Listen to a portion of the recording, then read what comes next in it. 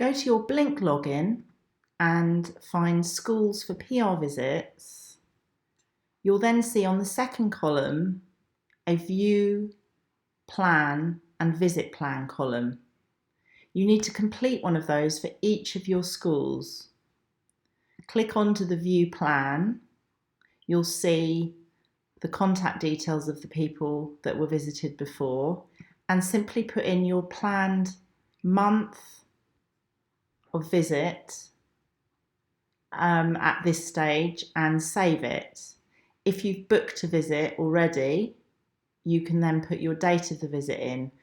When you have booked your visit, then please do enter the date in this slot. We can then see this in our system and we won't be wondering when you're going to see all your schools. Thank you very much.